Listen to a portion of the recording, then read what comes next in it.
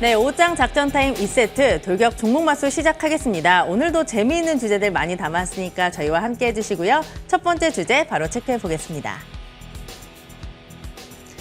코로나 신규 확진자가 이틀 연속 2만 명을 넘으며 재유행 조짐이 일고 있습니다.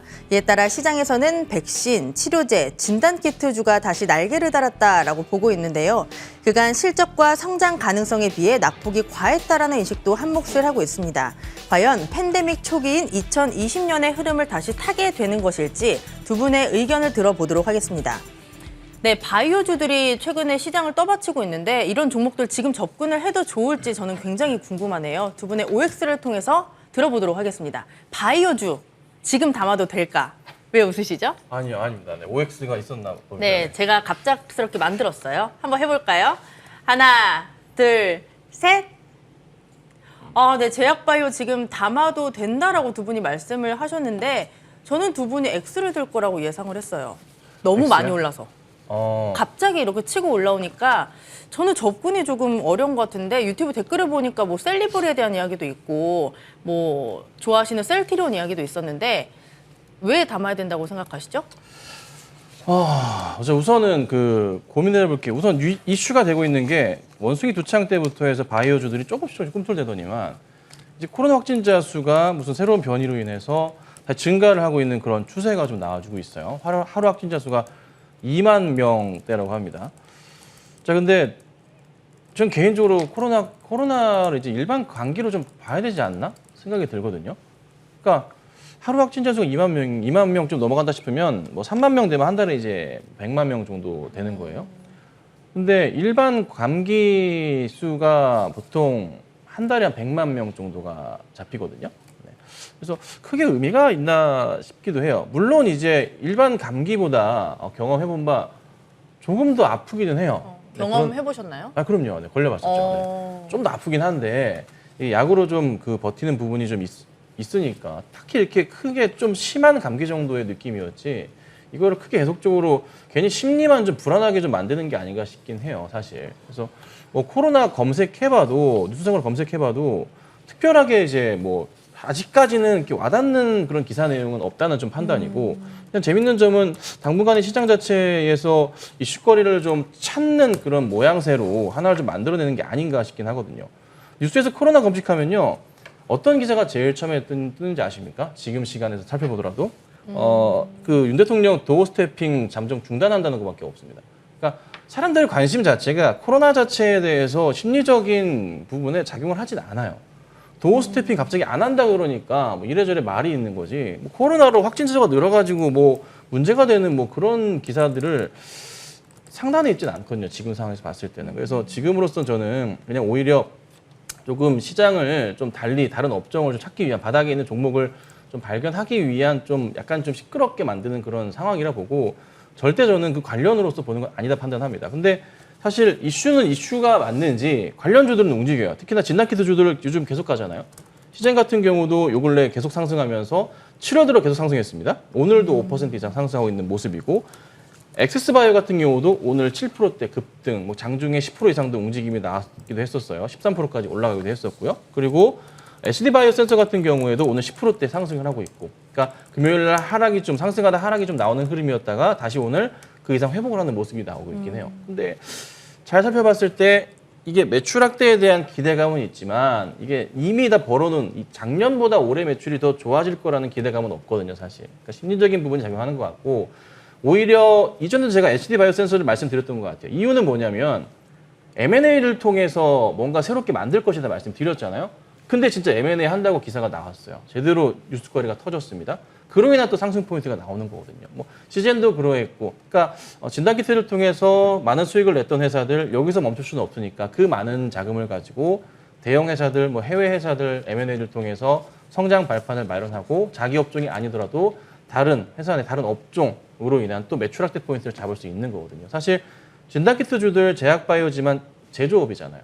제조업 기반을 보고서 대응해야 되는 것도 맞는데 그래서 다른 회사들도 운영하는데 크게 어렵지는 않을 것이다 봅니다. 그래서 뭐 좋은 회사들 많이 인수해서 또 좋은 그림을 그려나가지 않을까. 그래서 우선은 현재 제약바이오주들은 단기적으로 그 특정 이슈, 코로나 재확산에 따른 포인트로서 SK바이오사이언스 등등에서 상승을 좀 주는 것이기 때문에 그 외의 종목들, 소외받는 종목들도 같이 조금 반향을 불러일으킬 수 있지 않을까 생각도 들어요. 그래서 기관들도 외인들도 특히나 이쪽에 집중하고 있지만은 그간 진짜 몇 년 동안 소외받았던 그 외의 업종들, 뭐 대형주로 따져보자면은 뭐 한미약품 같은 종목들이나 뭐 이런 종목들 많잖아요. 대형 제약사들, 뭐 대형 제약이나 뭐 많지 않습니까? 그런 종목들 위주로 해가지고 조금 바닥에서 다시 반등을 줄 수 있는 포인트들이 많기 때문에 그런 종목이 오히려 낫지 않을까. 그래서 저는 단기로 볼 때는 물론 뭐 코로나 관련으로 이슈가 되는 종목이 좋긴 하지만 지금의 시점에서 바닥을 확인하고 올라가는 종목들은 오히려 그 외의 종목들의 바이오주들을 보는 게 낫지 않을까. 이렇게 좀 보고 있습니다.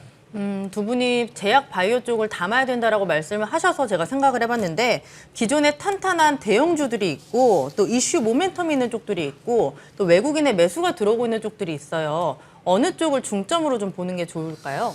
글쎄요. 이슈를 좀 그래도 가지고 있는 뭐 그런 기업이 좀 낫지 않을까라고 좀 생각을 하는데요. 외국인이 들어오고 기관이 들어와서 매수를 한다? 뭐 좋은 전략일 수도 있을 것 같아요. 근데 최근의 시장의 흐름들을 좀 보게 되면 실적이 좀 좋을 거야 이런 얘기들이 계속 나오고 있는 그 상황에서 갑작스럽게 빠지는 그런 종목군들도 제법 좀 보이거든요. 뭐가 있나요?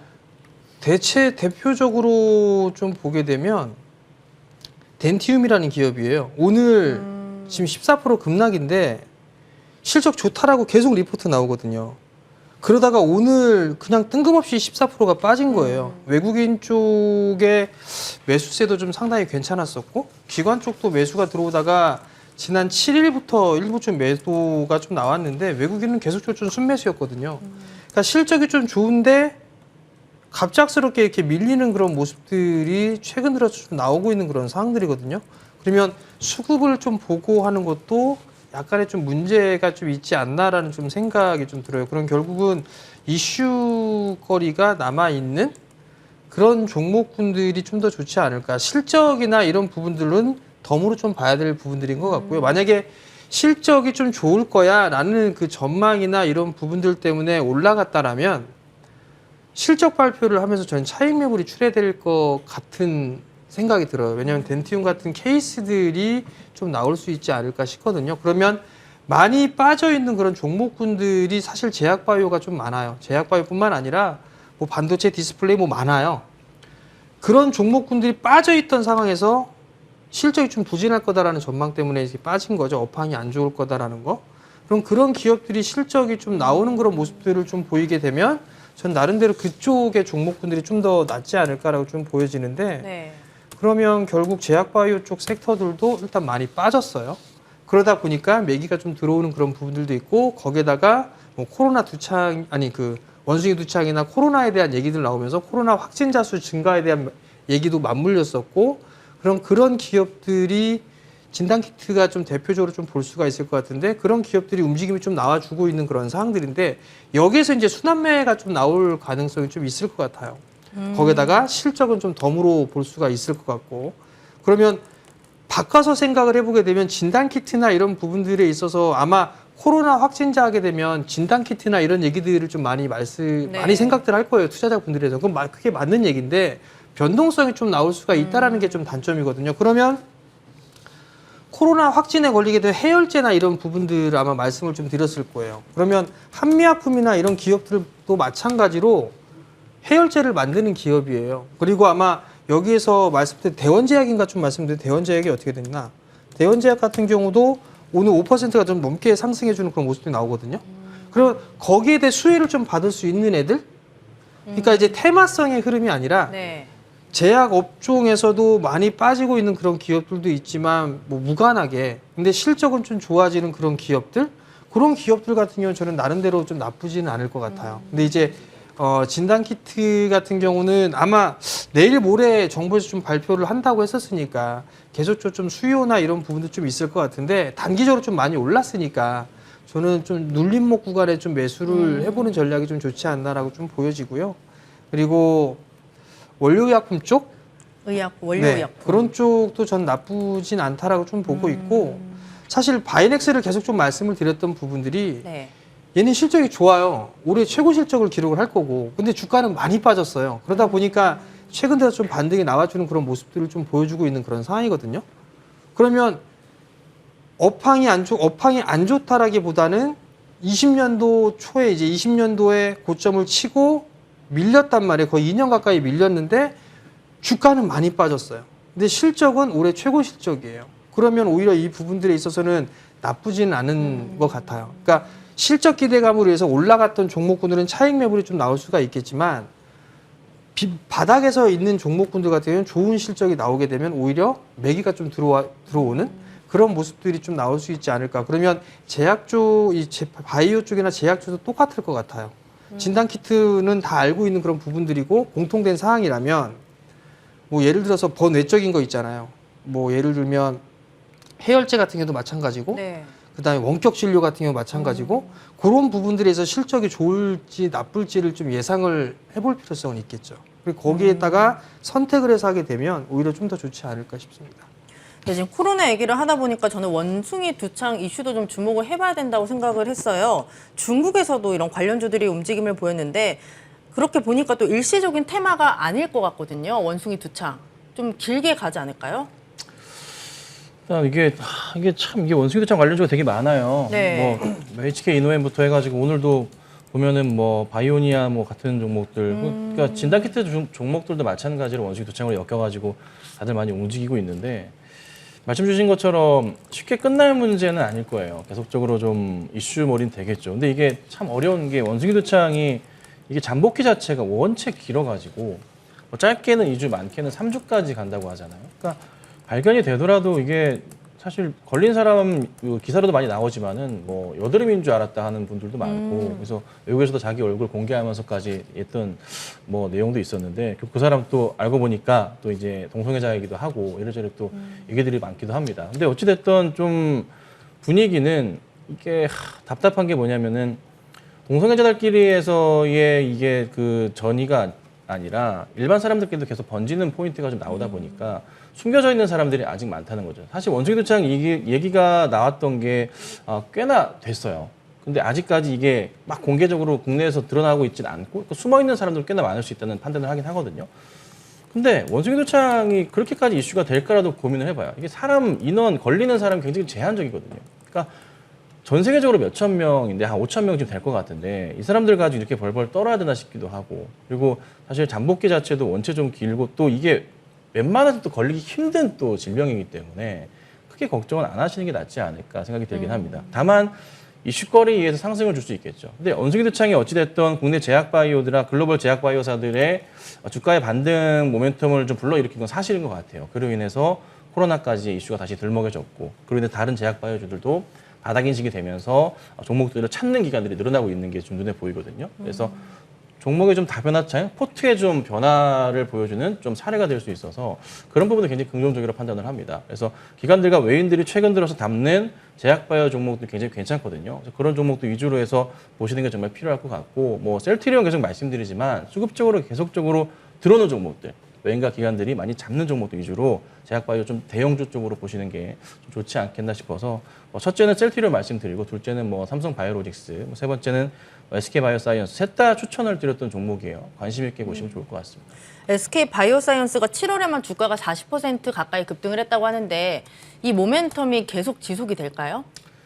한동안은 움직임이 나올 거예요. 이게 사실 원체 소외를 받았어요. 바닥에서 40% 올랐다고 하지만 최고점은 작년 8월에 이제 36만 원대였어요. 36만 원대에서 10만 원 이탈했던 거거든요. 그러니까 이게 반의 반토막이라고 표현을 할 수 있을 정도로 거의 4분의 1까지 떨어졌다가 주가가 좀 반등을 하는 터라 아직 갈 길이 한참 멀었다는 판단입니다. 그리고 이게 SK바이오사이언스뿐만이 아니라 삼성을 제외하고 셀트리온도 마찬가지 상황이었거든요. 그래서 전체적으로 바이오 기업들 다 이 정도 수준으로 밀렸다가 지금 다시 반등을 하는 걸 생각해 보신다면 이런 말 있잖아요. 고점 대비해서 밀렸을 때 우선 절반 정도의 회복은 하게 되어 있다고 얘기를 하죠. 시간이 좀 걸리더라도. 그러면 뭐 SK바이오사이언스를 들자면은 최소 22만 원대까지의 회복은 나올 가능성이 충분하지 않나 판단을 해보고 그럼 또 거기가 또 작년 10월, 11월 때 보였던 박스권 자리이기도 하거든요. 이런 포인트들. 그리고 뭐 셀트리온 같은 경우에도 많이 밀렸잖아요. 많이 밀렸다가 올라오는 흐름 볼 때면 절반을 회복한다 치더라면은 20만 원 중반대 정도까지 볼 수 있는 가격대들, 뭐 25만 원 이상까지 볼 수가 있겠죠. 그래서 그런 그림들이 나올 수가 있거든요. 그래서 이런 종목들 대형주 위주로 해서 담아두시면 좋을 것 같고, 다만 이제 삼성바이오로직스 같은 경우는 원체 튼튼하게 잘 버텨줬었어요. 주가도 빠지지 않고 튼튼하게 잘 갖고 있는 종목이라 오히려 이게 안전하게 생각하시는 분들도 많을 것 같아요. 그리고 CDMO 관련해서 매출 포인트가 또 원체 좀 크게 나올 수 있고, 최근 들어서도 삼성바이오로직스 같은 경우는 외인가 기관들이 많지는 않지만 수급적으로 매수가 들어와주고 있기는 하거든요. 그래서 좀 나는 대형주 쪽으로 해서 좀 등락이 심한 거 말고 안정적으로 박스권 돌파하는 거를 노려본다면 삼성바이오로직스 같은 종목도 대안이 될 수 있겠다, 이렇게 좀 보여집니다. 네, 저는 코로나 확산 얘기를 하니까 또 문제가 되는 게 경제 재개, 또 휴가철 기대감이 있었던 종목군들이 있잖아요. 뭐 여행이나 유통 이런 쪽이 최근에 좀 부진하게 움직이고 있어요. 혹시 그 백해플레이션이란 말 들어보셨어요? 못 들어봤는데요. 제가 찾아보니까 고물가로 인해서 휴가랑 여행 비용이 오른다는 말이 생겼대요. 백해플레이션. 네. 그만큼 지금 휴가를 취소하는 사람들이 많이 늘어나고 있다고 하더라고요. 그러면 이게- 여행주나 항공주 그리고 유통주는 좀 지금 보면 안 될 것 같기도 해요. 물가 자체가 원체 많이 올랐잖아요. 그러다 보니까 처음에는 예산을 100만 원을 세웠어요. 예를 들어서. 네. 근데 그게 콩충 튀고 나서 150만 원이 든다라고 하게 되면 부담스러울 수밖에 없겠죠. 아까 방송하기 전에 사실 네. 농담식으로 그런 얘기를 했었어요. 이제 휴가 시즌이고 뭐하고 했는데 휴가도 좀 가야 되지 않느냐. 강모 PD는 계속 휴가인데 그럼 얘기하면서 네. 우리도 휴가를 달라. 네. 그 얘기를 하면서 네. 가긴 가야 될 건데 좀 비용이 너무 많이 든다. 네. 그래서 우스갯소리 보게 되면 이게 만약에 확진자 수가 늘어나게 되면 거리두기 좀 이게 다시 시작되지 않을까? 그러니까 그런 생각이 좀 드는 거예요. 그러면 네. 거리두기가 좀 시작이 되면 이게 또 심하게 된다라면 예전처럼 막 영업 시간을 단축하거나 막 그럴 부분은 아니겠지만 뭔가 제재적인 그런 부분들도 있지 않을까 싶거든요. 네. 만약에 그렇게 된다라면 그러면 옛날에는 뭔가 숙박을 하려면 되게 싸게 저렴하게 했었어요. 네. 근데 요번에 모든 게 다 올랐잖아요. 그럼 요번 휴가는 좀 늦게 갈까? 오히려 가을이나 이때 한번 가볼까? 비성수기 때. 그렇죠. 그럼 더 떨어질 수 있지 않을까? 그런 생각이 좀 그냥 갑자기 좀 들더라고요. 근데 지금 물가가 원체 많이 올라가 있는 상황에서 뭐 휴가를 취소하고 여행을 취소하고 하는 부분들도 있지만 갈 사람들은 다 가요. 가신 분들도 네, 계시죠. 갈 분들은 다 가는 그런 네. 부분들이기 때문에 그렇게 영향은 크지는 않을 거다라고 좀 생각을 하고 있고, 또 하나는 물가가 다 올랐기 때문에 그 부분들에 있어서 정가를 시킬 수 있는 업종군들 같은 경우 음식료 쪽이나 이런 쪽은 소비자들한테 정가를 시킬 수 있는 그런 부분들이 있으니까 네. 오히려 그들 기업들은 지금 이제 원자재 가격 좀 하향하고 있잖아요. 그렇다고 해서 과자 가격을 내리거나 라면 가격을 내리거나 할 건 아니잖아요. 올리면 안 그죠? 내리죠. 올리면 잘 안 내리잖아요. 네. 그러면 거기에 있어서 수익은 다 음식료 쪽으로 갈 수 있으니까 피해주나 수혜주나 이런 부분들은 구분을 해놓고 볼 필요성은 좀 있을 것 같거든요. 그러면 저는 오히려 예를 들어서 음식료 쪽은 좀 나쁘지는 않을 것 같다. 그리고 항공주나 이런 쪽 같은 경우도 사실 유가가 떨어지게 되면 오히려 수혜를 좀 받을 수도 있어요. 그렇죠. 유가에 대한 부분들. 예. 근데 지금 같은 경우 뭐 대한항공이 조금 밀리는 그런 모습들을 좀 보는 거 본다라면 오히려 이게 그러니까 귀에 걸면 귀걸이고 코에 걸면 코걸인 것 같아요. 유가가 좀 안정이 됐는데 거기에 있어 또 수혜를 좀 받을 수 있네. 뭐 이런 부분들도 있고. 근데 오늘 같은 경우 빠지는 경우를 보게 되면 여행객에 대한 부분들 수요가 좀 감소가 될 수도 있고, 뭐 코로나 확진자 늘어나게 되면 문제가 될 수도 있고, 뭐 이런 얘기들도 좀 있단 말이에요. 근데 실질적으로 항공주들 같은 경우는 외화 부채가 좀 상당히 많은 종목군 중에 하나예요. 섹터 중에 하나예요.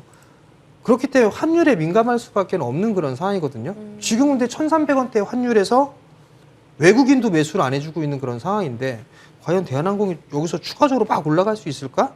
저는 그럴 것 같지는 않거든요. 환율까지 좀 안정되는 그런 모습들이 좀 보여줘야지만 그래도 항공주들이 좀 더 날개를 달 수 있지 않을까. 여러 가지 좀 복합적인 것 같아요. 그렇기 때문에 지금 구간에서는 그냥 좀 단순하게 좀 생각을 하는 게 좀 좋지 않을까 싶습니다.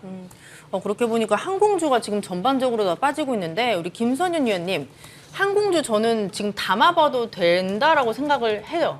왜냐하면 좀 많이 빠지기도 했고 사람들이 보지 않을 때 네. 지금 담으면 언젠가는 수요가 회복이 될 거잖아요. 언젠가는. 좀 길게 보더라도 지금 담아도 될 것 같은데 아니요, 지금 아닌 안 것 되나요? 아닌 것 같아요. 아닌 것 같아요. 지금 되나요? 했는데 안 되나요? 남들이 노 할 때 저는 예스. 그쵸? 저는 이제 원래 반대로 하면 언젠가는 돌아오더라고요. 아니, 수만배 지금 항상 말씀하시잖아요. 이거를 살펴보니까 네. 좀 안 위험한데? 돼요? 네, 솔직히 좀 위험하네요. 왜요? 지금 좀 빠른 것 같고요. 네.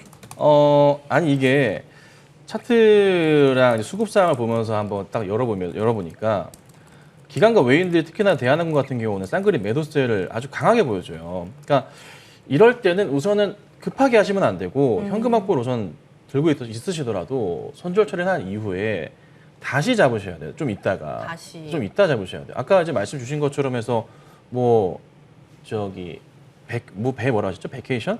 네. 백캐플레이션? 백캐플레이션. 백캐플레이션이라고 인플레랑 베케이션이랑 합쳐놓은 말 같은데 집콕한다는 의미인 것 같은데 네.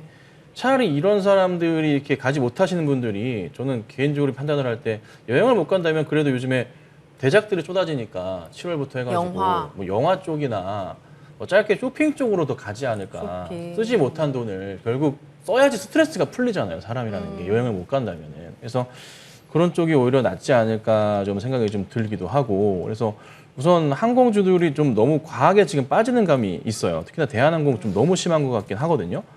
조금은 조심스럽고 부담스럽긴 해서 당장에 이제 급하게 이걸 급락이라고 바닥이라고 인식하고 대응하지 마시고 조금은 추이를 지켜보신 다음에 하시는 게 맞는 것 같아요. 이미 작년부터 해가지고 이 깨진 가격 자체가 대한항공은 차트상으로 되게 심각해요. 그러니까 바닥으로 대응을 해줘야 되는 가격 자체가 있는데 그 가격이 그래도 가격적으로 따져봤을 때 한 26,000원 정도는 이탈하면 안 되는 구간이에요. 그리고 최근 단기로 보더라도 또 지켜야 될 가격이 24,000원대, 24,000원 초반대, 4,500원 정도 있었는데 거기 또 깨버렸거든요. 그러니까 추이가 완전 무너졌어요. 이런 경우는 그 기관과 외인들도 그냥 손절을 치고 나오는 경향이 굉장히 많아요. 그래서 오늘도 보면은 대한항공 투신권에서 매도 굉장히 강해요. 예. 연기군도 마찬가지고 다 팔고 있는 터라 조심을 좀 하신 이후에 다시 대응해야 돼요. 그래서 무조건 떨어진다 사시면 안 되고 조금은 기다리셨다가 조금 관심을 가지시는 게 좋을 것 같습니다. 유튜브 댓글을 보니까 원래 이런 거는 분할 매수로 접근을 해야 된다고 하시면서 대한항공 때문에 지금 많이 손실을 보고 계시는 분들도 계신 것 같아요. 지금 댓글을 보니까 이런 종목들은 그래도 분할 매수로 떨어질 때마다 담으면 언젠가는 수익을 보지 않을까요? 항공주들은? 분할 매수. 왜 항공주를 매수를 해놓으면 언젠간 수익이 나지 않을까요? 라는 말씀을 하시는 거죠? 저한테 무엇 물어보신 때문에? 거. 네, 무엇 때문에 네. 지금 많이 빠져 있으니까 대한항공을 지금 사게 된다라면 네. 시간이 지나면 이게 올라서 수익을 줄 것이다라는 확신을 어떻게 하죠? 많이 빠졌으면 언젠가 오르더라고요. 많이 빠졌으면 올라간다. 네. 지금 빠진 게 있나요, 대한항공이? 오히려 21년도에 대한항공은 최고점을 찍었어요. 네. 최고점을 찍고 난 이후에 실적이 좋을 거다. 코로나에 있어서 빠른 대응을 했었어요. 그래서 최고 실적을 기록하고 그렇게 하면서 35,000원대까지 움직였었고 뭐 유상증자도 했었지만 그런 부분들이 올랐고 지금 이제 박스권역에서 있다가 빠졌어요. 네. 올해 최고 실적 낼 것 같다라는 얘기를 해요. 근데 내년에 실적 전망치가 안 좋아요. 그러면 얘가 여기서 산다고 해서 올라갈 수 있을까? 저는 아닌 것 같거든요. 그렇게 따졌으면 HM은 급등 나왔어야 돼요. 최고 실적임에도 불구하고 안 올라갔단 말이에요. 그러면 대한항공이 작년 시장은 밀려내렸을 때 대한항공은 안 빠졌어요. 지수는 급락이 나왔을 때. 근데 요번에 빠지거든요. 이번에. 네. 왜 이번이지? 이유가 뭐지? 이유가 모르잖아요. 환율이 네. 영향이 될 수도 있고 뭐 코로나의 영향이 될 수도 있고 유가에 대한 원인이 될 수도 있고 여러 가지란 말이에요. 네. 네. 근데 만약에 환율이 원인이다라고 하게 된다라면 문제가 심각하겠죠? 그렇죠. 외화부채 어마무시합니다. 항공주는. 그게 문제가 될 수도 있을 거고. 근데 환율이 쉽게 떨어질 생각을 안 해요. 그러면 오히려 항공주한테는 문제가 될 가능성도 저는 있어 보여요. 근데 게다가 오늘 거래량이 서서히 늘어나면서 빠진단 말이에요. 저점도 깨지고 있고. 저는 지금 여기서 분할로 매수를 한다? 글쎄요. 저는 여기에서 이거 매수하면 수익을 줄 것 같습니다. 라고 말씀을 못 드릴 것 같아요. 내년도 역성장이에요. 내년도 역성장이고 또 하나는 역실적 장세로 넘어가고 있는 상태에서 역성장이란 말이에요. 네. 더 안 좋겠죠. 버티던 애들은 다 죽어나갈 거예요. 웬만해서는. 그러면 매수를 하더라도 좀 더 기다렸다가 매수를 하는 게 좋지 않을까? 차트를 보게 되면 대한항공은 안 빠졌어요. 다른 종목들 다 빠졌어요. 안 빠진 게 항공, 대한항공, 2차전지 애들 안 빠졌어요. 많이 올라간 애들. 그런 애들, 그러니까 2차전지 빼고 대한항공주 안 빠졌단 말이에요. 웬만한 종목군들은 다 빠졌어요. 얘만 안 빠졌기 때문에 얘는 올라가더라도 시간 제법 걸릴 거예요. 올라간다 하더라도.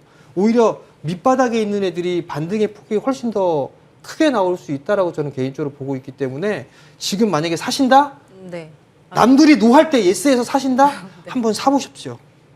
제가 한번 시범으로 좋은 결과. 본보기가 될 것 같아요. 본보기요? 그래서 이제 매일 딱 이제 나오는 거죠. 아. 1주차 대한항공 얼만큼 올랐고요. 네. 2주차 또 보여주면서 얼만큼 빠졌고요. 뭐 이런 거. 아, 이렇게 제 포트폴리오를 공개하면 그렇죠. 또 많은 분들이 저희 괜찮을 것 방송을 또 같은데. 좋아하시겠네요. 많이 보실 것 같은데요. 한번 고려해 보도록 하겠습니다. 네, 알겠습니다. 우리 앵커님 포트를 공개하고 네. 요걸 살리는 걸로 한번 그것도 아. 괜찮죠. 요걸 한번은 제 멘탈은 괜찮을까요? 아, 괜찮죠. 몇 종목 갖고 계세요, 지금? 네, 조금 있습니다. 한 10종목은 네. 넘겠죠. 네, 그 정도 그렇죠. 되는 것 같은데 웬만해서는 나중에 몇 또 종목 저 특집으로 한번 제가 보고 진행해 보도록 하겠습니다. 첫 번째 주제 이렇게 마무리해 보고요. 두 번째 주제도 지금 바로 체크해 보겠습니다.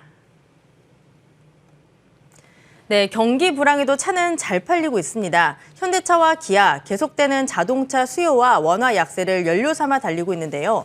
증권가에서는 현대기아가 2분기 깜짝 실적을 낼 것이라고 보고 있습니다. 현대차가 전년 동기 대비했을 때 영업이익과 매출액이 각각 32%, 13% 늘어날 것으로 예상이 되고 있고 지금 기아도 각각 25%, 14% 늘어날 것으로 전망이 되고 있습니다. 오늘 자동차주들 전반적으로 시세는 괜찮습니다. 이런 쪽으로 접근을 해봐도 좋을지 한번 여쭤보도록 할게요. 자동차주들 지금 매수를 해도 될지 지난주에 얘기를 해봤었는데 네. 이번 주에 다시 한번 또 여쭤보도록 할게요. 의견이 바뀌셨을 수도 있으니까. 아, 요거 드나요? OX로 해볼게요. 자동차주, 뭐 부품주 지금 매수를 해도 좋을지 고민하시나요? 하나, 둘, 셋. 네, 두 분의 의견이 갈렸습니다. 우리 김선윤 위원님. 네. 현대 기아 보니까 지금 외국인과 기관의 매수가 최근에 꾸준히 들어왔어요. 대형주들의 분위기는 굉장히 좋습니다. 이게 약간 조금 고민스러운 거는 짧은 관점으로 보기엔 나쁘진 않다고 봐요. 우선은 그러니까 좀 너무 장기적 플랜으로 가지 마시고요. 조금 그래도 한 서머랠리 기준으로 해서 한 가을 정도까지 우선은 단기 상승은 좀 나온 이후에 조정받고 다시 갈 것 같긴 하거든요. 근데 우선은 상승 쪽 분위기를 타는 건 맞을 것 같아요. 분명한 것 같은데 이유는 뭐 단순 명료하게 실적 개선이 좀 계속적으로 나와주는 거고 그리고 반도체 공급 부족에 대한 부분 해소가 좀 되는 거고 최근 들어서의 그 자동차 출시 신청을 했을 경우 출시 받게 되는 기간을 따져보자면 점차 줄어들고 있는 것도 사실이거든요. 근데 조금 그 외국차 기준으로는 아직은 고가차 기준으로는 상당히 좀 시간이 오히려 더 늘어난 기간이 좀 나고 있는 것 같긴 해요. 뭐 독일의 유명 3사들 같은 경우나 그 이상급들 같은 경우는 더 딜레이가 되는 포인트가 있긴 하거든요. 그래서 우선 그래도 국내 자동차 업종으로 해서 현대나 기아 같은 경우는 반도체를 빠르게 조금 그래도 받고 있는 모양으로 좀 가고 있기 때문에 실적 개선이 그래도 좀 더 나아질 수 있다는 판단이고 그리고 이게 실적이 2분기 때 굉장히 예상치보다 좋아졌던 건 뭐냐면 분석을 했던 기관들이 뭘 가지고 실적이 이전에는 좀 불안하다고 얘기했었냐면은 판매량이 적었기 때문이에요. 전부 다. 판매량이 축소가 나왔기 때문인데 사람들의 분위기는 어떠냐면은 판매량이 적지만 고가 라인으로 갔거든요. 그러니까 전기차 판매가 70% 이상 증가했던 포인트가 굉장히 있었고 그다음에 현대로 따져보자면 제네시스 라인 쪽 고가차들이 조금 상승이 좀 판매가 늘면서 이 매출을 다 잡아줬거든요. 그래서 예상치보다 훨씬 양호한 어닝 서프라이즈를 보여줬어요. 그리고 미국 내에서의 뭐 기아차 인기 좀 굉장히 좀 좋은 상황이기도 하고 하반기 때도 좀 이어질 수 있을 것 같긴 한데 이게 하나 딱 걱정인 것은 미국 내에서 아직 고용지표 굉장히 좋게 나왔는데 이 부분이 하반기 때 조금 흔들릴 수도 있다는 생각을 좀 하긴 하거든요. 그리고 지금은 또 매력도가 높은 게 뭐냐면 환율 때문에 미국 내에서 국내 차값 자체가 조금 하향 내려가는 포인트도 있긴 있어요. 그래서 그런 그림도 있지만 환율 그림 자체가 조금 다시 올라가는 원화 자체가 좀 떨어지는 그림 이게 나오게 된다면은 가치가 올라가게 된다면 다시 한번 좀 가격 변동 때문에 문제가 될 수는 있긴 하겠죠. 근데 그런 영향은 제가 볼 땐 크게 좀 없을 거란 판단이고 오히려 환율에 대한 수혜를 현대기아차가 좀 받고 있는 터라 매출이나 이익 측면에서의 큰 폭의 성장이 그래도 좀 지속될 수 있다는 판단입니다. 그래서 당장에 있어서는 큰 걱정은 없는 터라 저는 그래도 현대나 기아차 정도면은 문제없이 매수해 두시고 가져가신다면은 큰 수익은 아니더라도 단기적인 반등 흐름을 좀 이어갈 수 있지 않을까. 수급도 괜찮기 때문에 충분하다는 판단입니다. 지금 매수 괜찮나요? 저는 이미 기아차랑 만도를 추천을 드렸고요. 물려있는 상황입니다. 큰 폭은 아닌데 한 몇 프로 물려있긴 해요. 기아 같은 경우가. 위원님도 물려 있어요? 아니 제가 여기서 추천을 드렸잖아요. 네네. 네 그렇죠. 네. 네.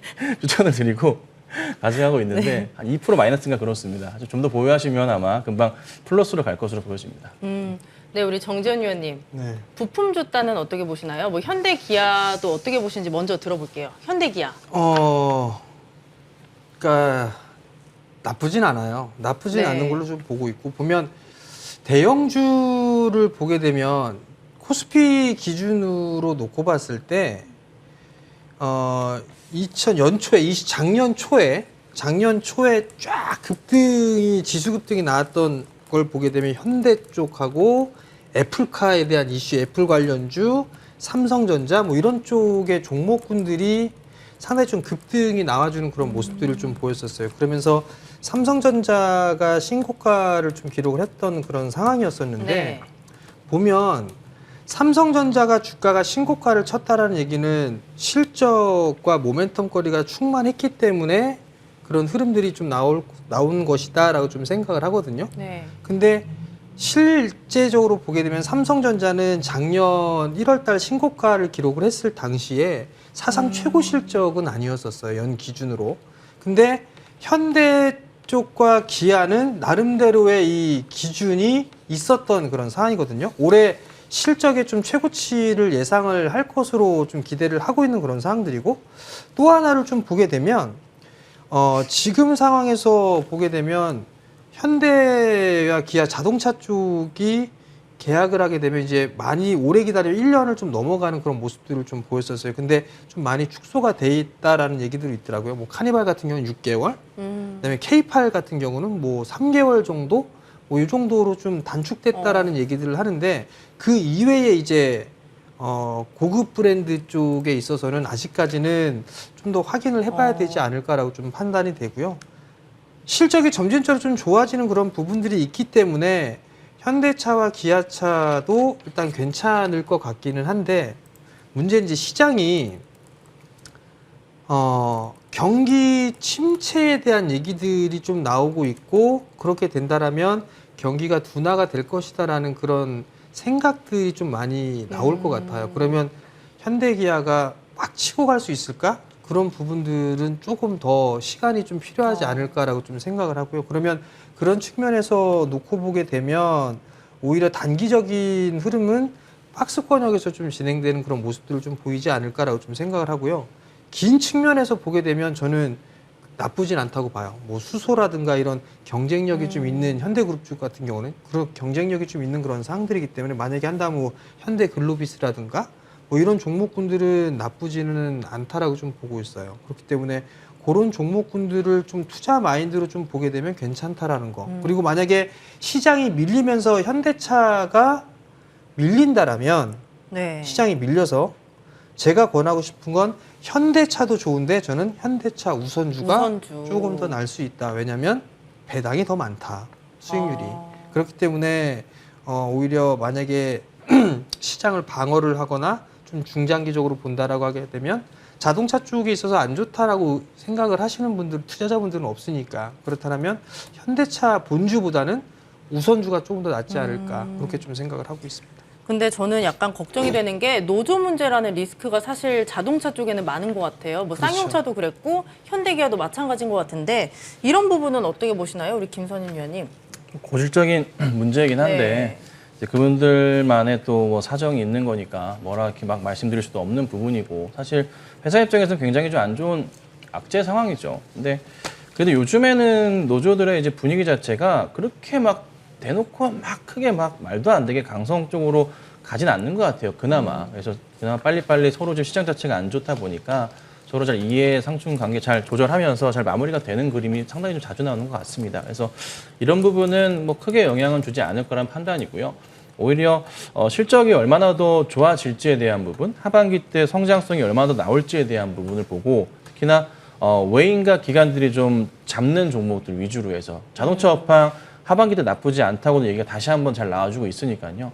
기관들이 잡는 종목들, 외인들이 많이 끄집어 담는 종목들 위주로 해서 보신다면은 좋은 결과가 있을 것 같고 그리고 원체 또 낙폭 가대이긴 했어요. 사실 뭐 자동차 업황만의 문제는 아니긴 하지만 그래도 업황 중에서 좀 대형주 중심으로 한 상승 흐름은 기대해 볼 수가 좀 있지 않을까. 그래서 뭐 추천드리는 것은 역시나 계속 말씀드려왔던 뭐 기아를 우선 좀 보도록 하겠습니다.